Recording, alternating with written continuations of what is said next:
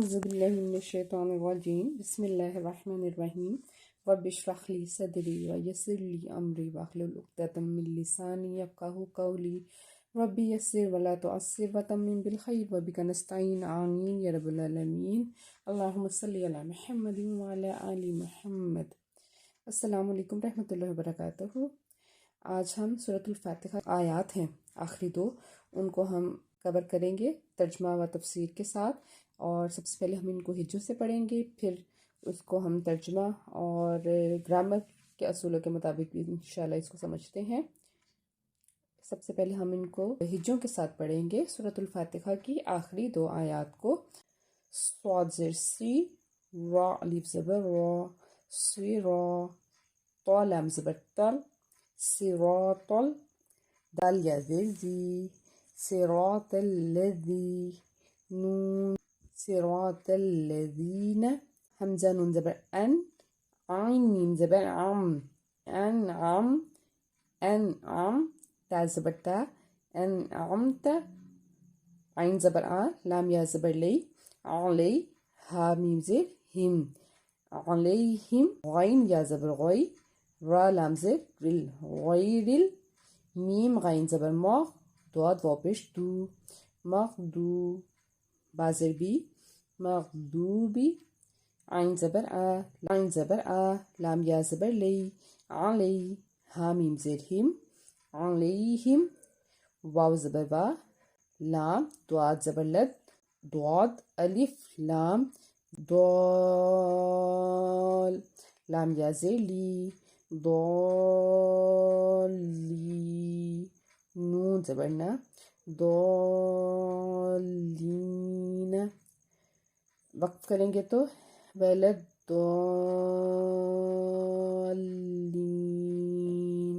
हम तजवीदी असूलों के साथ देखते हैं जी। सिराता, स्वाद, स्वाद क्या है? हुर्फ़ मुस्तालिया का हर्फ है और इसको हम हर हाल में पुर पढ़ेंगे। नंबर 2 ये हर्फ सफ़ीरिया है, यानी कि जब हम इसको अदा करेंगे तो एक साउंड सा आएगा सीटी की तरह, सी, स्वाद या ज़ेर सी। अच्छा, आगे है रॉ अलिफ ज़बर रॉ, इसका मतलब है कि रॉ के ऊपर अगर ज़बर होगी तो रॉ को हम पुर पढ़ेंगे। और आगे अलिफ है, अलिफ से पीछे ज़बर होने की वजह से ये मद्दे असली है और हम एक अलिफ के बराबर इसको खींच के पढ़ेंगे। सुई रॉ, सुई रॉ। तो को लाम से मिलाएंगे, तो लाम ज़बर तौल, तो जो है वो भी हुर्फ़े तालिया है और इसको हर हाल में पुर पढ़ेंगे। आगे लाम है, लाम को नरमी से अदा करेंगे तशदीद के साथ। जब तशदीद का कहीं पे आपको साइन नज़र आता है, इसका मतलब है कि उस हर्फ को हमने 2 बार पढ़ना है। जैसे तो लाम ज़बर तौल, इसमें देखिए लाम आया एंड पे और फिर लाम ज़बर ला, तौल, लाम ज़बर ला, तौल, दाल, दाल को नरमी से पढ़ना है।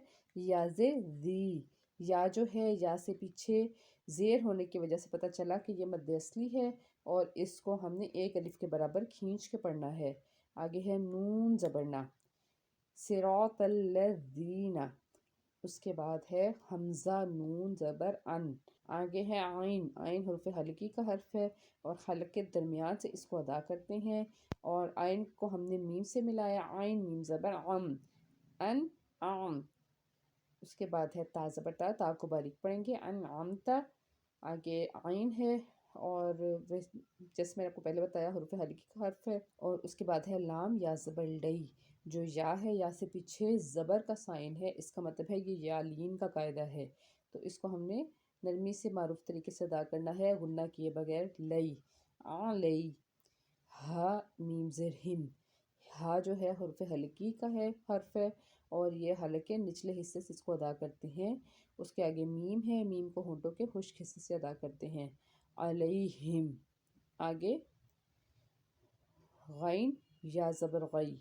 अच्छा, आगे आपने एक साइन देखा होगा, एक अरबिक में जिस तरह 5 लिखती हैं वो है और आगे ला है। यहाँ पे उलमा का इख्तलाफ है, कुछ के नज़दीक यहाँ पे आयत मुकम्मल हो गई है और कुछ के नज़दीक यहाँ पे आयत मुकम्मल नहीं हुई। तो क्योंकि यहाँ इन बातों में इख्तलाफात हैं, इसलिए हमने इस बात में नहीं पढ़ना और जो ज़्यादा इन पे इत्तफ़ाक़ है वो ये है कि यहाँ पे ہم نے نہیں رکنا ہے، اور کیونکہ اوپر لا ہے یہ بھی ایک سائن ہے کہ ہم نے یہاں نہیں رکنا، تو اس کا مطلب ہے سٹاپ نہیں ہم نے کرنا، اور آگے لائن کو ساتھ ہی ملا کے پڑھنا ہے۔ اس کے بعد ہے غائن، حلق کے اوپر والے حصے سے یہ حرف ادا ہوتا ہے، حروف حلقی کا حرف ہے۔ اس کے بعد ہے یا، یا کو جب ہم دیکھتے ہیں جزم کے ساتھ ہے تو اس کے پیچھے زبر ہے، اس کا مطلب ہے کہ یہ یالین کا قاعدہ ہے، تو ہم کیسے پڑھیں گے؟ غائن یا زبر غوئی۔ آگے را ہے، را کے نیچے زیر ہوگا تو ہم اس کو نرمی سے پڑھیں گے، را لام زیر رل، غوئی رل۔ میم جو ہے ہونٹوں کے خشک حصے سے اس کو ادا کرتے ہیں، اور آگے غائن ہے، غائن جو ہے وہ حروف مستعلیہ کا بھی حرف ہے۔ حروف مستعلیہ کے جو 7 حروف ہیں وہ کون سے ہیں؟ خا، صا، ضا، طا، ظا، غین، قاف۔ تو اس میں غین ہے، اس کا مطلب ہے اس کو بھی ہم ہر حال میں پور پڑھیں گے۔ آگے ہے دعاد، دعاد بھی حروف مستعلیہ کا حرف ہے اور اس کو بھی ہم نے پور پڑھنا ہے۔ آگے ہے واو، واو کے پیچھے پیش ہے، اس کا مطلب ہے کہ یہاں پہ واو مدہ کا قاعدہ ہے اور ہم نے ایک الف کے برابر اس کو کھینچ کے پڑھنا ہے، مغضوبی۔ اس کو ہم نے پہلے سے سمجھ لیا۔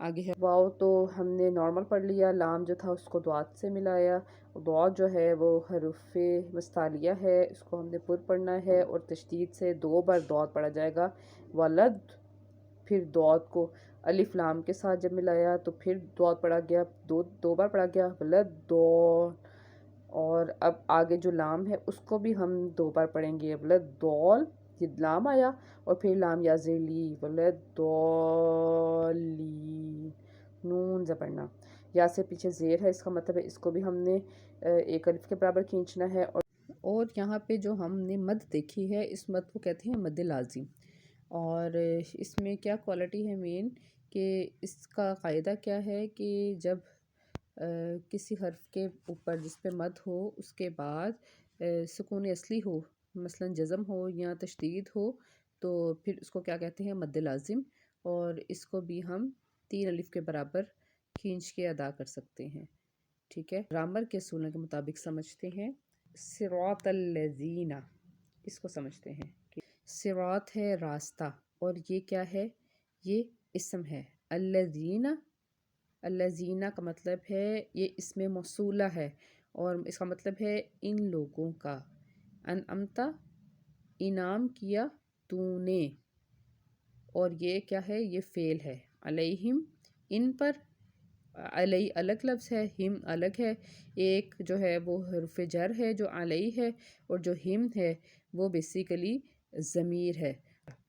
اب ہم دیکھتے ہیں اس میں جو انعمتا تھا، سب سے پہلے دیکھیں اس کا مادہ کیا ہے، نون، عین، میم، اور یہ باب الافعال سے ہے، جو ہم نے باب المزید الفی پڑھے تھے اس میں باب الافعال جو سب سے پہلے والا باب تھا یہ اس سے ہے، ماضی کا صیغہ ہے انعم، اور جو فعل مضارع کا صیغہ ہے ینعم، اور انعمتا تو نے انعام کیا، جب ہم گردان دیکھتے ہیں واحد مذکر حاضر کے صیغے میں، کہاں پہ یہ صیغہ آ رہا ہے؟ واحد مذکر حاضر کے صیغے پہ، انعمتا تو نے، یعنی کہ یہ مذکر کے لیے کہا گیا، اللہ تعالیٰ کے لیے بات کی گئی کہ ہم اللہ تعالیٰ کو پکار رہے ہیں، انعمتا جن کے اوپر آپ نے انعام کیا، واحد مذکر حاضر کا صیغہ ہے انعمتا۔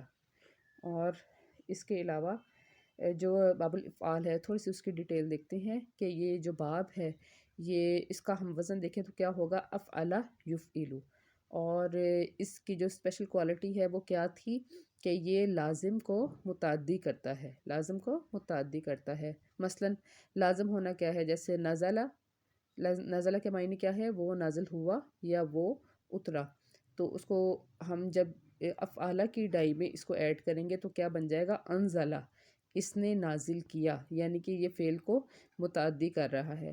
انعمتا ہے یہ بھی باب الافعال کی ڈائی میں ایڈ ہوا ہے۔ اس سے پہلے جو ہم نے الصراط دیکھا اس میں ایک اسپیشل بات یہ بھی ہے کہ یہ بدل ہے، اس کے نیچے بدل کیوں لکھا گیا ہے کہ یہ وہ والا حرف ہے جس کو ہم مفعولی حالت کہہ سکتے ہیں۔ مفعول یہ کیوں ہے؟ کیونکہ اس سے جو پیچھے والی آیت تھی وہ کیا تھی؟ اہدنا الصراط المستقیم، وہاں پہ بھی لفظ صراط آیا تھا اور وہ مفعولی حالت میں تھا، اور اس کے بعد دوبارہ الصراط لفظ آیا تو وہ بھی مفعولی حالت میں تھا۔ اور اس میں یہ دیکھیں جو اسماء موصولہ ہے، تو یہ ہم نے جو یہاں پہ پڑھنا ہے الذین، یہ ہے مذکر جمع، اور اس کی میننگ میں کیا ہے؟ یہ میننگ اس کے یہ وہ جو جن کو جن نے جن سے جنہوں نے، اس طرح کے میننگ اس کے آتے ہیں۔ علی جو ہے وہ حرف جارہ ہے، اور آگے جو ہم ہے اس کے نیچے زیر ہے، تو وہ بتا دیا کہ جو ہم ہے وہ حالت جر میں ہی ہے، تو اس لیے کیا کہلائیں گے؟ جار مجرور، اور یہ مرکب جاری ہو جائیں گے۔ اس کے بعد ہم آگے دیکھتے ہیں غیر المغضوب علیہم۔ غیری کا میننگ یہاں پہ ہے نا، اور یہ کیا ہے؟ اسم، اور آگے ہم اس کو بریکٹ میں دیکھ رہے ہیں کہ یہاں پہ بھی بدل لکھا ہوا ہے، اور آگے ہے مغضوبی، اس کا مطلب ہے تیرا غضب ہوا۔ اب جب غیر المغضوبی آپس میں ملا تو کیا بن گیا؟ مرکب اضافی۔ اور آگے ہے علیہم، اس کا بھی مطلب ہے جن پر، اور مرکب جاری ہی ہے یہ بھی، اور واو جو ہے وہ، اور یہ عطف یعنی کہ حرف عاطفہ ہے، اور آگے لا کا مطلب ہے حرف نافیہ ہے۔ نہ ہی اس راستے پہ چلائیں جو لوگ گمراہ ہوئے، ضالین کا مطلب ہے گمراہ ہو جانا، اور یہ غیری ہے وہ مضاف ہے، اور مغضوب علیہم ضالین مضاف الیہ ہے، یعنی کہ یہ کیا بن گیا؟ مرکب اضافی۔ اور اس کے میننگ کیا ہے؟ نہ ان کا راستہ جن پر غضب ہوا، نہ ان کا راستہ جو گمراہ ہوئے۔ اور جو پہلا لفظ تھا المغضوبی، وہ اسم مفعول میں آ رہا ہے، اور جو ہے ضالین وہ ہے اسم الفاعل۔ اس کے بعد ہم اس کا لفظی ترجمہ اور با محاورہ ترجمہ کرتے ہیں۔ صراط راستہ، الذین ان لوگوں کا، انعمت تو نے انعام کیا، علیہم ان پر، غیری نہ کہ، المغضوبی ان کا راستہ، علیہم جن پر، ولدضالین اور جن پہ غضب کیا تو نے۔ اب ان آیات کی مختصر سی تفسیر ہم بیان کرتے ہیں۔ سورۃ النساء میں ہے وَمَن يُطِعِ اللَّهَ وَرَسُولَهُ فَأُولَئِكَ مَعَ الَّذِينَ أَنْعَمَ اللَّهُ عَلَيْهِمْ، یعنی اللہ اور اس کے رسول کے کہے پر عمل کرنے والے ان کے ساتھ ہوں گے جن پر اللہ کا انعام ہے، اور جو نبی صلی اللہ علیہ وآلہ وسلم، اور جو نبی اور صدیق، شہید اور صالح لوگ ہیں، اور یہ بہترین ساتھی ہیں اور اچھے رفیق ہیں۔ اور یہ فضل ربانی ہے کہ اللہ جاننے والا کافی ہے۔ اے اللہ مجھے ان فرشتوں اور نبیوں، صدیقوں، شہیدوں اور صالحین کی راہ پہ چلا جن پر تو نے اپنی اطاعت اور عبادت کی وجہ سے انعام کیا تھا۔ ٹھیک ہے، اور اس کے معنی ایسے بھی بیان کیے گئے ہیں کہ اللہ جل شانہ تو ہمیں سیدھا راستہ دکھا، ان لوگوں کا راستہ جس پر تو نے انعام کیا ہے، اور جو ہدایت اور استقامت والے ہیں، اور اللہ رسول کی اطاعت گزار ہے، جن کے حکموں پر عمل کرنے والے، ان سے منع کیے ہوئے کاموں پر رک جانے والے ہیں۔ اچھا، مغضوب کون ہے؟ وہ تو تھے انعام والے لوگ، یعنی کہ جن کا ہم نے ایک مثال یہ پڑھی کہ اللہ تعالیٰ نے قرآن مجید میں ارشاد فرمایا ہے کہ جو شہداء ہوں گے اور صالحین ہیں، صالحین میں سے ہیں، صدیقوں میں سے ہیں، شہیدوں میں سے ہیں، نبیوں میں سے ہیں، ان لوگوں میں ہمارا شمار کیجیے گا، اور جو عبادت گزار ہے اور جو اللہ کی راہ پہ چلے اور جنہوں نے اپنے آپ کو روکا ان باتوں سے جن پہ اللہ اور اس کے رسول نے منع کیا تھا۔ اب مغضوب کون ہے؟ اور اس آیت کا ترجمہ کیا ہے؟ اس کی راہ سے بچائیں جن پر غضب کیا گیا۔ اچھا، اب یہ دو طرح کے لوگوں کو، دو طرح کی قوم کے بارے میں یہاں پہ بات کی گئی ہے، یعنی کہ یہ جو وہ لوگ جن پہ غضب نازل ہوا اور وہ لوگ جو گمراہ ہوئے، یہاں پہ جو مراد لی گئی ہے یہ یہود و نصارہ کی لی گئی ہے۔ اہل ایمان کا طریقہ تو یہ ہے کہ حق کا علم بھی ہو اور حق پر عمل بھی ہو۔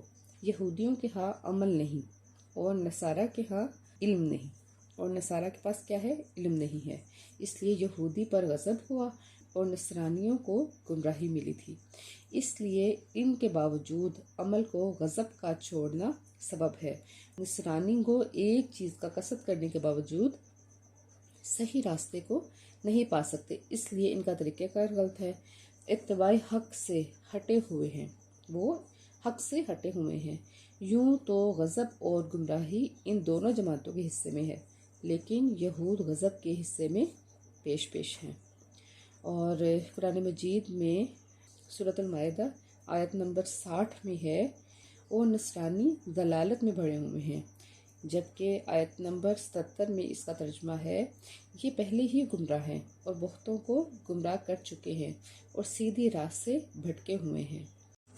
الحمدللہ سورۃ الفاتحہ جو ہے وہ آج ہم نے ختم کر لی۔ یہ مبارک سورت نہایت کارآمد مضامین کا مجموعہ ہے، اور ان 7 آیتوں میں اللہ تعالیٰ کی حمد، ان کی بزرگی، ان کی ثنا اور پاکیزہ نام ہیں اس میں، اور ساتھ ہی قیامت کا بھی ذکر ہے، اور بندوں کو ارشاد ہے کہ وہ اس مالک سے کیسے سوال کریں اور اس طرح اپنی بے بسی اور بے قراری کو واضح کریں، بیان کریں، اس طرح اس کی عبادت خلوص کے ساتھ کریں اور اس کے ساتھ اس کی طلب کریں، اور صراط مستقیم اور اس پر ثابت قدمی اس سے طلب کریں، تاکہ یہی ہدایت انہیں قیامت کے دن پل صراط سے پار اتارے اور نبیوں، صدیقوں، شہداؤں اور صالحوں کے پڑوس میں جنت الفردوس میں جگہ دلائے۔ ساتھ ہی اس صورت میں نیک عمل کرنے کی ترغیب ہے، تاکہ قیامت کے دن نیکوں کے ساتھ ملیں اور باطل راہوں سے چلنے سے ڈراوا پیدا ہوتا ہے۔ قیامت کے دن یہ باطل پرست یہود اور نصارہ کی جماعت سے دور ہی رہیں۔ جی، اور اس کے بعد ہے آمین۔ سورۃ الفاتحہ کے بعد ہم آمین پڑھتے ہیں نا، تو سورۃ الفاتحہ کے بعد جو آمین ہے یہ کہنا مستحب ہے۔ اس کے معنی کیا ہیں؟ اللہ تعالیٰ تو قبول فرما۔ مسند احمد، ابو داؤد اور ترمذی میں ہے کہ رسول اللہ صلی اللہ علیہ وآلہ وسلم جب بھی غیر المغضوب علیہم ولا الضالین کہا کرتے تھے تو اس کے بعد جب آمین کہتے تھے تو آواز کو دراز کرتے تھے، اس لیے اس کو پڑھنا جو ہے، آمین کہنا جو ہے وہ سنت ہے۔ ابو داؤد میں ہے کہ آواز بلند کرتے تھے۔ امام ترمذی میں ہے اس حدیث کو حسن کہتے ہیں۔ حضرت ابو ہریرہ سے روایت ہے کہ رسول اللہ صلی اللہ علیہ وآلہ وسلم کی آمین پہلی صف والے لوگ جو آپ کے قریب ہوتے تھے وہ سنتے تھے۔ جی، آج کے لیے اتنا ہی، مجھے اجازت دیجیے، اللہ حافظ۔